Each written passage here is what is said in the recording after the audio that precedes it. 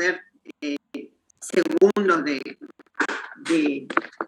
digamos, de tiempo en hacer las cosas, ¿sí? Entonces, el primer punto, entonces, sería hablar con el obstetra para interiorizarme del antecedente materno. Lo otro que tengo que hacer, segundo punto que tengo que tener en cuenta, es la temperatura que tiene que tener tanto mi sala de parto como la sala de quirófano, ¿sí? Tiene que estar entre 28 y 32 grados la temperatura del ambiente, ¿sí? Cuando va a ser la cesárea o cuando se va a hacer un parto. Esa temperatura generalmente, si hace calor, cuando llegamos o bajamos o va la enfermera y le decimos, generalmente hacemos apagar los aires, ¿sí? Y si es en época de invierno, siempre tenemos prendido calefacción, que tiene que estar, digamos, encendida previa al parto, previa a la cesárea, ¿sí? Para llegar a esa temperatura. Ahora, ¿cómo nos damos cuenta nosotros prácticamente que estamos en esa temperatura? Y se van a dar cuenta porque nosotros o ustedes van a transpirar un poco, van a sentir el calor, ¿sí? Y van a notar que están un poco sudorosos, ¿sí? Eso es digamos, estoy en una temperatura 32 grados y sí, tengo calor, yo regulo bien, tengo calor, pero esa es la temperatura que debe tener el lugar de recepción, ¿sí? Sea sala de parto o sea quirófano. Todo el equipo de salud, tanto las quirofaneras como los obstetras, como los ayudantes, saben de esta situación de calor que yo tengo que mantener para recepcionar, así que no hay ningún inconveniente decirles apaguemos el aire o están las calefacciones prendidas, digamos, ¿sí? Una vez que yo recepciono, o sea que me voy con el recién nacido, todo vuelve a la normalidad, prendan el aire a lo que ustedes quieran, ¿sí? Pero mientras uno está ahí, hay que cuidar ese calor, esa temperatura, ¿sí? Bueno, eso entonces es en el lugar de la temperatura, en el lugar de recepción.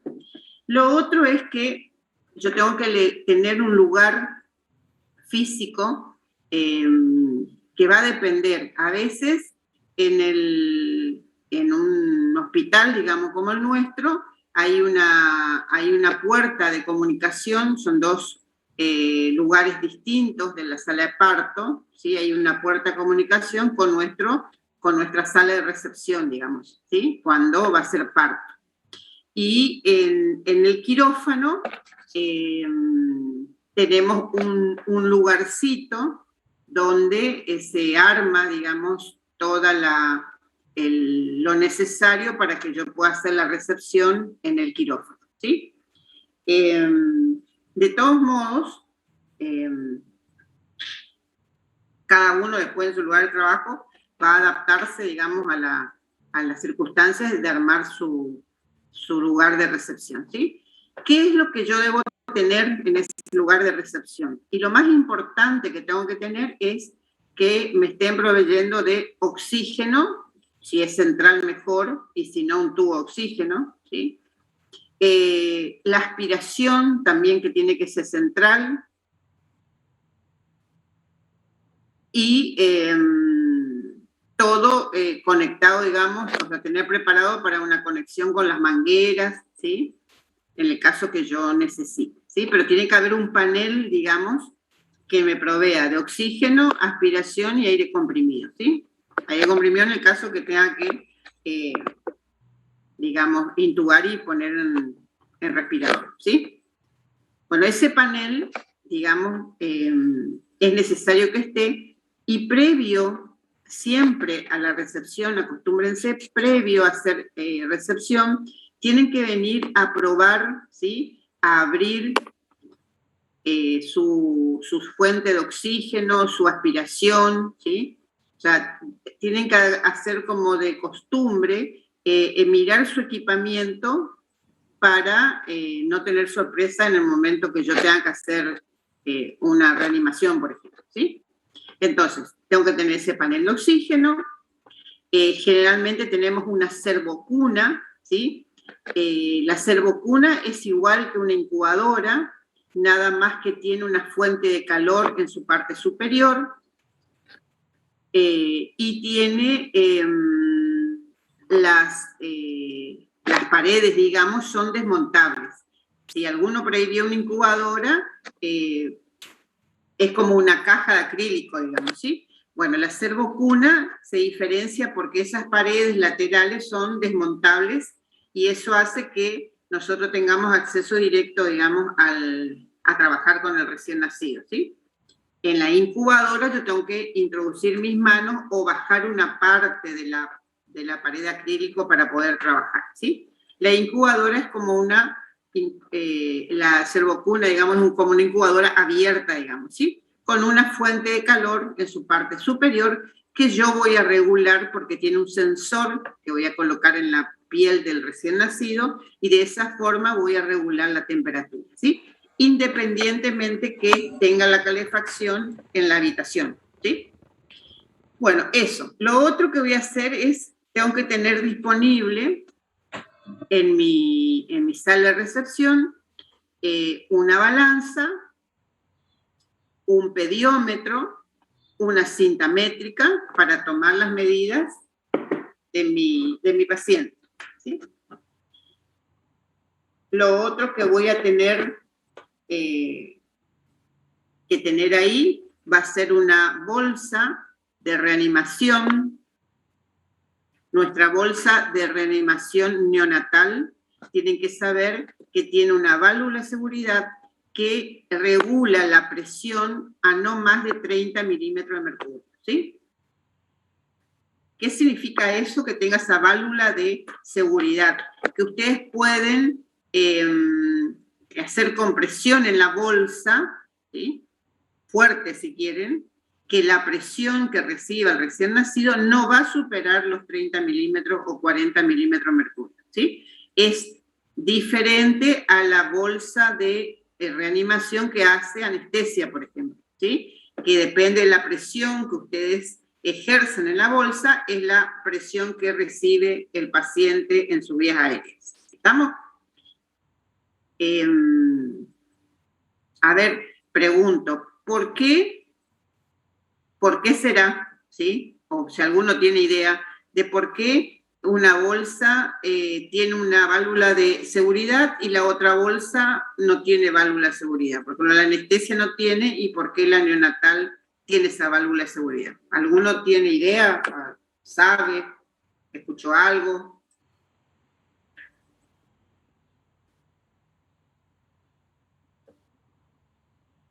¿Se acuerdan las presiones que maneja el alveolo? ¿Alguno se acuerda? Los alveolos tienen presiones a -1, +1 en expiración e inspiración, pero sinceramente no sé por qué tiene la válvula de seguridad, doctora. Puede ser porque si supera 30 puede romper. ¿Se acuerdan cuando después lean un poco más de pediatría o de neonatología o alguno haga su residencia, va a leer un poco más intensivamente esto? Las presiones que maneja el alveolo de un recién nacido es nada más que 30 milímetros de mercurio, ¿sí? Para abrir el alveolo, ¿sí? Entonces, digamos, esto se fue conociendo, no es que se fue conociendo, pero fuimos aprendiendo con el tiempo, porque antes no existía esta válvula de seguridad en las bolsas de reanimación neonatales. Teníamos las de anestesia, digamos, ¿sí? Debido a que hacíamos mucha iatrogenia. ¿Por qué? Porque hacíamos presión con la bolsa y no sabíamos qué grado de presión dábamos cuando reanimábamos, provocábamos neumotórax, ¿sí? Ese es el riesgo de reanimar un recién nacido o dar oxígeno a un recién nacido con una bolsa que no tenga una válvula de seguridad, ¿sí? Entonces, eso también es algo importante de que uno sepa cuando principalmente uno recibe un derivado de otro sector, de otro lugar, que dice que le hizo reanimación. Entonces, lo primero que tienen que hacer es no solo preguntarle qué bolsa usaste, sino que lo primero que tienen que hacer es ocultar y pedir una placa de tórax, ¿sí? ¿Por qué? porque puede ser una dificultad respiratoria y está con un neumotórax, ¿sí? Que me tengo que dar cuenta enseguida, digamos, para poder hacer el tratamiento, ¿sí? Entonces, cuando uno recibe un paciente que no lo atendió en su maternidad, siempre, y si le dice que nació deprimido y que tuvo que reanimar, pregúntenle qué tipo de bolsa utilizaste para, digamos, descartar esto. En la actualidad, todos los servicios de neonatología usamos ya esta bolsa con esa válvula de seguridad para evitar esa iatrogenia, ¿sí? No creo que haya ningún servicio que ya no tenga en la actualidad este tipo de bolsa, ¿sí? Pero bueno, tienen que saber que puede suceder, ¿sí? Si uso otro tipo de bolsa. Entonces, esa bolsa también la tengo que controlar, ¿sí? La voy a conectar, la voy a controlar y voy a ver que no tenga ninguna pérdida de aire, ¿sí? De oxígeno, digamos. ¿Estamos? Porque vieron que son todas mangueras que se pueden pinchar cuando se higieniza, cuando se usa, etc. Entonces tengo que hacer la conexión y verificar, ¿sí? Que todo esté perfecto. ¿Cómo verifico la práctica? ¿Cómo verifico? Pongo la mascarita que va a ir en la cara del recién nacido, en la palma de mi mano, o sea, hago esto. Acá está mi mano, a ver cómo puedo poner. Esta es mi mano izquierda y acá tengo la bolsa. Pongo la mascarita en la palma de mi mano, bolseo para ver si siento que llega a la presión, digamos, adecuada y no hay ninguna pérdida de aire. O sea, comprimo la máscara para ver, sello la máscara para ver si no hay ninguna pérdida de oxígeno por otro lado, ¿sí? Bueno, eso con respecto a la bolsa de reanimación neonatal. Bueno, y lo otro que voy a verificar es tener toda la medicación adecuada, o sea, tengo que tener el Conaquion que usamos, tengo que tener las gotitas de eritromicina que usamos para prevención ocular, y después tengo que tener también la vacuna de hepatitis B y la vacuna BCG, todo preparado, siempre y cuando sea una recepción normal, ¿sí? Si es una recepción, digamos, de urgencia, en nuestro servicio hay una caja, ¿sí? Que está equipada para las urgencias. Esa caja contiene todo lo que yo voy a necesitar en caso que tenga que hacer reanimación. Por ejemplo, tiene un kit, si yo tengo que hacer una vía rápida, entonces voy a ir por la vía umbilical, ¿sí? Voy a canalizar la vena umbilical, entonces voy a ir directo, y hay un kit que está ahí dentro de esa caja preparado para eso, ¿sí? Y después tenemos ampollas de adrenalina, de atropina, tenemos también solución fisiológica, tengo una dextrosa al 20%, ¿sí? Tengo gasas, tengo jeringa, tengo todo preparado en el caso que yo necesite hacer una reanimación y usar drogas, ¿sí? Y está en una caja que dice para urgencias. ¿Estamos? Bueno, eso también es de costumbre que, no por ahí nosotros, pero nosotros acá enfermería le decimos, la caja está completa, ¿sí? Está todo bien, y si no, vamos y miramos también.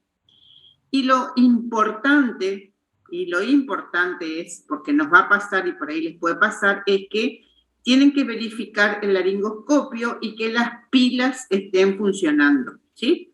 Porque eso es muy común que nos pase de que está el laringo y cuando voy a conectar la rama laringo resulta que la pila no funciona, ¿sí? Es muy común que nos pase. Y las pilas hay que sacarlas del laringoscopio, no hay que dejar las pilas dentro del laringo porque se sulfatan, ¿sí? Como cualquier equipo que usen pilas, ¿sí? Pero eso es importante de verificar, ¿sí? Yo, por ejemplo, lo primero que voy y miro cuando me llaman y ya sé que es para una urgencia, lo primero que voy a agarro es el laringo, pongo la rama y veo si alumbra bien, porque si tengo que intubar, tengo que tener una buena luz para poder hacer la intubación, ¿sí? Y eso es lo primero que hago, independientemente si tengo calor y todo eso, miro mi laringo y lo otro que busco es la sonda para la intubación, ¿sí? Las medidas que yo voy a necesitar tanto si es un prematuro o si es un recién nacido de término. Me fijo que tener a mano, porque de eso depende que yo, digamos, haga la intubación, ¿sí? Después hago todo lo demás. En la fuente de calor, pregunto todo lo que estamos hablando, ¿sí? Abro mi oxígeno. Y digo a enfermería verificar la caja de emergencia por las dudas que necesite, ¿sí? Bueno, eso entonces es de buena conducta, digamos, tener cuando voy a hacer una recepción, ¿sí? Y si es una urgencia, más aún lo tengo que revisar. Bueno, estoy entonces en mi recepción, ya verifiqué todo, me voy a la sala de parto, ¿sí? En la actualidad, vamos a hablar antes de la pandemia. Antes de la pandemia, lo único que hacíamos era, nos poníamos un camisolín estéril, un barbijo, gorra y unas botas, ¿sí? O sea, era más para evitar algún tipo de infección más en el recién nacido que digamos, evitar un contagio para nosotros, digamos, ¿sí?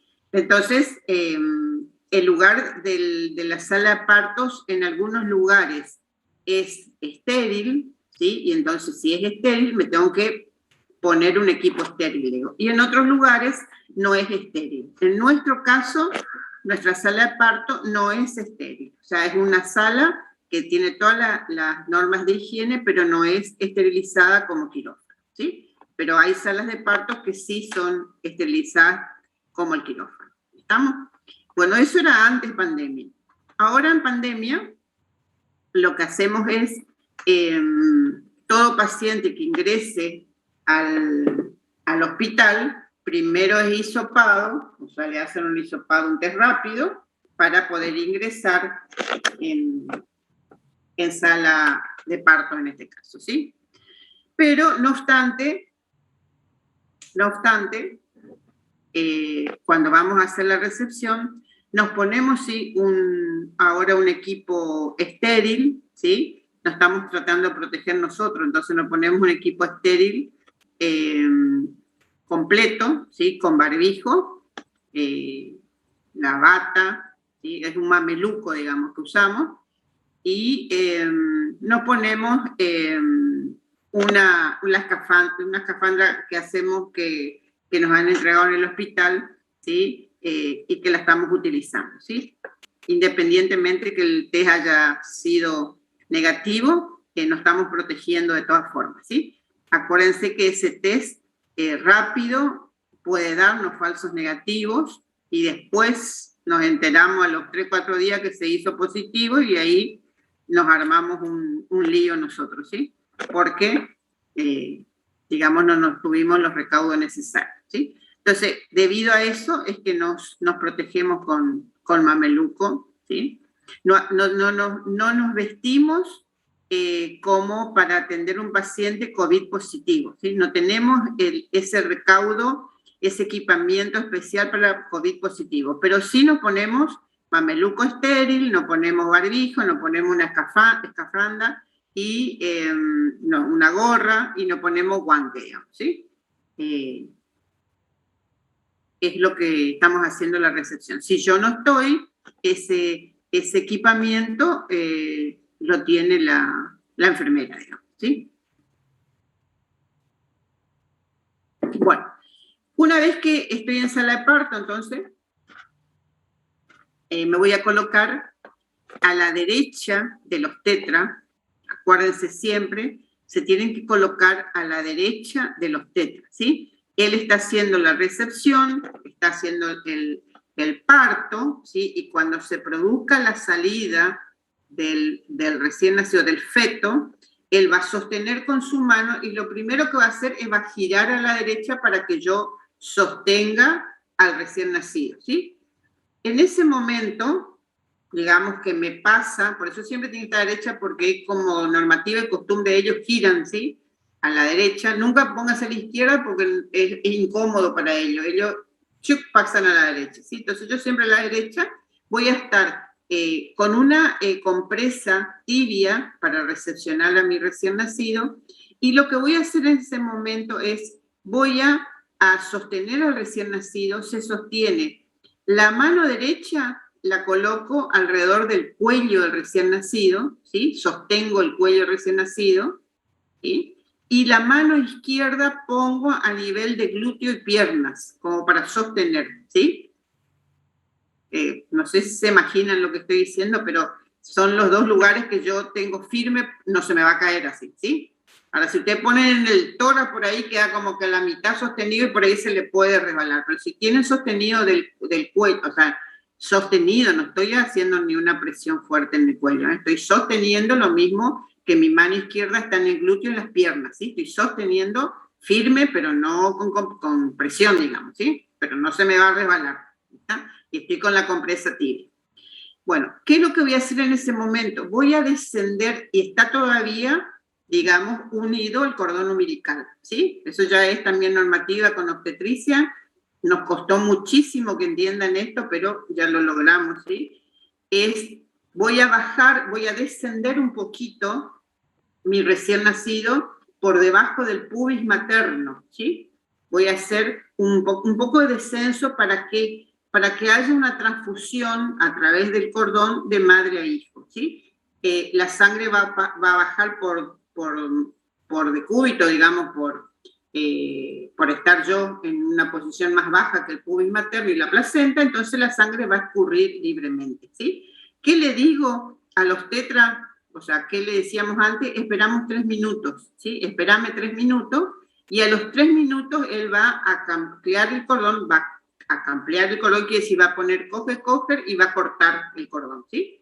Bueno, esa maniobra que hacemos, siempre y cuando el parto está todo bien y está todo tranquilo, digamos, hago esa maniobra, ¿sí? Entonces, desciendo por debajo del pubis, esa maniobra es la primera maniobra de prevención que yo estoy haciendo para la anemia del recién nacido, ¿sí? Estoy haciendo una transfusión de sangre en el cual le va a aportar en esos escasos 3 minutos casi 50 microgramos de hierro le va a aportar, ¿sí? Que le va a servir a él para su primer año de vida, digamos. Entonces, si todo está bien, hago esa maniobra. Una vez que termino de hacer esa maniobra, lo envuelvo con mi compresa tibia, lo envuelvo, y lo que voy a hacer es, lo voy a apoyar en el pecho materno, ¿sí? Lo voy a envolver, lo voy a cubrir y lo voy a colocar sobre el pecho materno, ¿sí?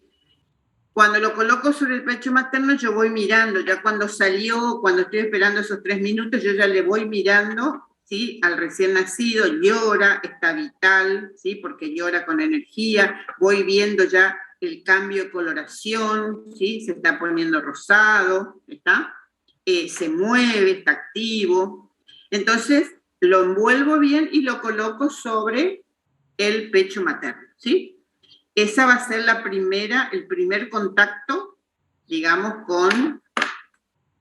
con la piel materna, ¿sí? Con su madre, digamos. Acuérdense que él está acostumbrado a tener todos los ruidos maternos, y entonces lo primero que hacemos es volverlo al lugar, digamos, o a los ruidos que él está acostumbrado, ¿sí? Y lo dejo ahí por 1 o 2 minutos, hablo con la mamá, le digo está todo bien, le explico lo que voy a hacer, lo voy a llevar a examinar acá en el salón de enfrente, mientras tanto vos terminás con tu médico y ya te lo traigo a tu bebé, ¿sí? ¿Estamos? Bueno, una vez que hice ese primer contacto materno, me voy a mi sala de recepción y lo voy a poner en la servocuna. En ese instante en que yo estoy esperando que el obstetra me dé el recién nacido, y cuando me lo entrega, yo empiezo a hacer también con mis manos, ¿sí? Por debajo de la compresa, una fricción, ¿sí? Suave, un masajeo suave sobre la parte, digamos, posterior del tórax y los miembros. Eso se llama estimulación externa, ¿sí? esa estimulación externa, que también lo hago cuando lo apoyo arriba de la madre, como que lo voy secando, ¿sí? Esa estimulación externa lo que hace es, va a estimular receptores propioceptivos que están a nivel de nuestra piel y que se comunican directamente con el sistema respiratorio. Entonces, eso va a ayudar también a, digamos, a la buena respiración del recién nacido, ¿sí? Acuérdense que los alvéolos del recién nacido están con agua, están con líquido, y esa primera, digamos, ese primer llanto que hace el recién nacido, más mi estimulación externa de secado, hace que, digamos, empiece a entrar oxígeno en los alvéolos y empieza a salir el líquido que se encuentra en los mismos, y ahí eso va, digamos, aumentando, y entonces eso lo que van a observar ustedes, que de estar un poquito por ahí moradito, enseguida empieza a ponerse más rosado, más rosado, más rosado, porque es la oxigenación de la totalidad, digamos, de sus alvéolos, ¿sí? Eso ayuda entonces a que esos alvéolos empiecen a oxigenarse normalmente. ¿Estamos? Ese secado, esa estimulación externa que yo estoy haciendo, ayuda a estimulación de oxigenación, ¿sí? Bueno, una vez que hice eso, yo ya veo, o se van a dar cuenta que el recién nacido está vital porque se mueve, ¿sí? Porque llora y se va a ir poniendo cada vez más rosado. Bueno, voy a mi sala de recepción, lo coloco en la servocuna y ahí voy a hacer el examen de recién nacido, ¿sí? ¿Estamos? Bueno, en ese primer momento de nacimiento, cuando yo ya lo recepciono en mi compresa tibia, cuando el obstetra me lo pasa, yo ya voy mirando y voy haciendo el Apgar, ¿sí? En ese momento empiezo a hacer el Apgar, que se hace en el primer minuto de vida, ¿sí? Hago el Apgar. Entonces, ese Apgar lo que va a darme de entender es, primero, cómo responde el recién nacido a su vida, a sus primeros minutos de vida extrauterina, ¿sí? Cómo va pasando, digamos, esa fase de adaptación que tiene, tanto circulatoria como la parte respiratoria, ¿sí? Acuérdense que él no tiene circulación pulmonar, ¿sí? Sino que a medida de que empieza digamos, a llorar y a oxigenarse, empieza a funcionar y a cambiar las presiones de su circulación pulmonar y su circulación, digamos, sistémica, ¿sí? Entonces, ese periodo nosotros le llamamos de adaptación, ¿sí? Y voy viendo en ese primer minuto que me entrega el obstetra, yo voy viendo ya esa adaptación que va haciendo el recién nacido, ¿sí? Todo normal. Estamos hablando todo normal, ¿sí? Después vamos a hablar cómo me doy cuenta de lo patológico, ¿sí? Esto es todo normal. ¿Estamos? Bueno, entonces en ese primer minuto, ¿qué voy a controlar? El color, voy a controlar el tono, el color pues lo voy a ver. El tono está flexionado, ¿sí? Los reflejos lloran. Y lo que puedo tocar ahí es la frecuencia cardíaca, que como tengo el cordón, ¿sí? Yo puedo sentir los latidos ahí en ese momento y decir si está con buenos latidos, y la respiración también la voy a observar. ¿Estamos? Bueno, eso hago en el primer minuto. Si está todo bien, cuando me voy a la servocuna, hago el Apgar después, que se hace otra vez a los 5 minutos, y vuelvo a verificar los parámetros otra vez de frecuencia cardíaca, frecuencia respiratoria, tono, reflejos y color, que son los 5 ítems que controlamos en el Apgar, ¿sí? Entonces, la puntuación de Apgar, que lo normal es que sea 9-9, 8-9. ¿Por qué? Porque en esos primeros minutos nunca, o sea, tenemos pacientes sí que quedan rosados en su totalidad, pero la gran mayoría queda con lactocianosis. ¿Qué significa? Que tiene las manitos y los pies todavía un poco cianótico, ¿sí? No tiene todavía esa coloración rosada como el resto del cuerpo, digamos, ¿sí? ¿Estamos? A transcurrir las horas va a quedar totalmente rosado. Ponerse 5 minutos que controlamos, algunos están rosados, pero otros pueden seguir con acrocianosis, que es normal, ¿sí? No es nada patológico. ¿Estamos? Bueno, la puntuación de Apgar, que cuando yo hago una recepción me da 8,9 o 9,9, es normal, ¿sí? Y la puntuación de Apgar lo que va a hacer es, va a clasificar al recién nacido en normal, si me da 8,999, pero lo usamos, digamos, es más para ver el grado de depresión que tiene ese recién nacido en el caso que el parto y o la cesárea haya sido complicado, ¿sí? Entonces, el Apgar clasifica cuando su puntuación es 1, 2, 3 en deprimido grave,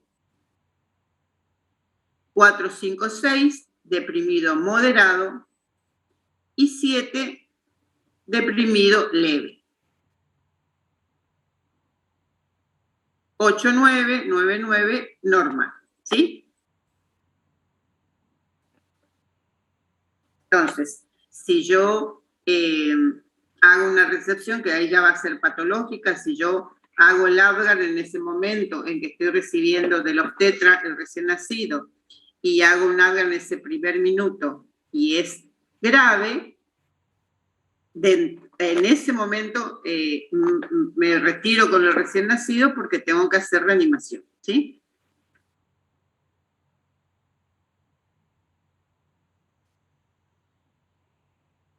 La puntuación de Apgar antes se hacía a los 2 minutos y a los 5 minutos, ¿sí? ¿Qué ocurrió? Perdíamos 1 minuto de oxigenación y entonces después veíamos secuelas en los niños. Por lo tanto, ahora en ese primer minuto que estoy observando y estoy haciendo el Apgar, yo ya decido hacer reanimación, ¿sí? ¿Estamos? En ese primer minuto de vida, yo puedo llegar a estar intubando al paciente de acuerdo a la situación de su signo vital, digamos, ¿sí? ¿Estamos? Entonces, por eso hubo el cambio, ahora lo hacemos al primer minuto y los 5, ¿sí? Si yo tuve que hacer reanimación al primer minuto, el Apgar a los 5 minutos va a evaluar mi trabajo de reanimación, ¿sí? Cómo fue la evolución, cómo estuvo la reanimación, ¿sí? Si fue buena evolución o si fue regular o mala evolución, ¿sí? Ese Apgar a los 5 minutos es lo que va a evaluar eso, ¿sí? Bueno, entonces me quedé ahí en la cervocuna con mi paciente, tiene un Apgar 8,9, y entonces ahí lo que vamos a hacer es el examen del recién nacido normal, que lo vamos a ver en otra clase, y vamos a hacer todas las medicaciones, digamos, habitual en todo recién nacido, que sería... Doctora, sí. ¿y si es moderado el Apgar? ¿Ahí qué se hace? Si es moderado el Apgar, también hay situaciones en que tenés que oxigenar el paciente, pero con la bolsa de Ambú o si no, oxígeno a presión positiva y ver la evolución, ¿sí? La diferencia es, ¿quién me preguntó? ¿Marcos? Sí. Sí, bueno. Si el Apgar, Marcos, en ese primer minuto te da Apgar 1 o 2, estás intubando de entrada. O sea, no hay bolseo, no hay presión positiva, oxígeno, es intubación y oxigenación, IRM, ¿sí? No hay otra conducta. ¿Estamos? ¿Sí? Si el Apgar es moderado, te da un Apgar, por ejemplo, de 6, vos vas a intentar oxigenarlo por máscara, ¿sí? Por bolseo, vas a reanimar así, o si no, haces oxígeno a presión positiva y ves la evolución, ¿sí? A veces mejoran, y entonces dejas de oxigenarlo, y si no mejora, vas a la intubación y al oxígeno por asistencia respiratoria mecánica, ¿sí? ¿Estamos? Sí. Esa es la diferencia. O sea, si tenés un Apgar de 1, quiere decir, tiene una frecuencia debajo de 100, está con 70, está flácido, no respira, o sea, no tenés otra opción. ¿Estamos? No podés estar ahí bolseando si vos ves que no respira, ¿sí? ¿Estamos? O haciendo presión positiva, o sea, no respira. Así que tenés que directamente intubar y asistencia respiratoria, ¿sí? O por lo menos bolsear hasta que te preparen el equipo de asistencia respiratoria, seguís bolseando vos, seguís reanimando y después lo colocás en el respirador, ¿sí? No tenés otra opción. Vamos, esa es la diferencia, ¿sí?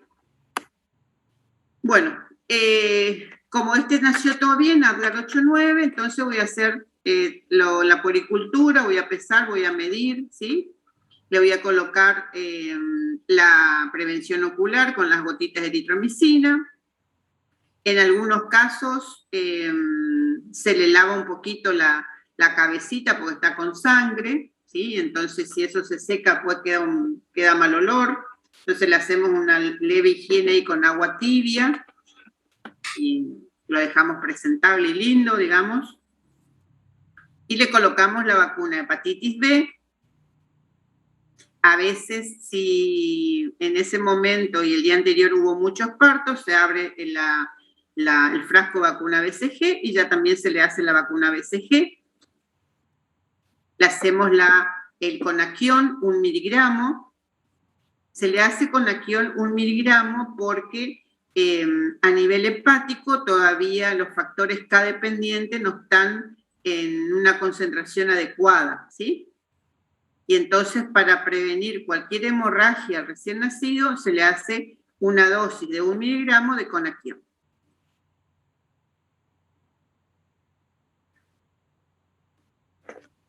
Bueno, hice todo eso, vestí mi paciente. Ah, bueno, lo que me olvidé, bueno, eso va a ser examen de recién nacido, me olvidé algo que es,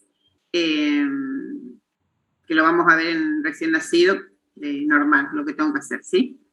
Pero era colocarle la sondita vía orogástrica y vía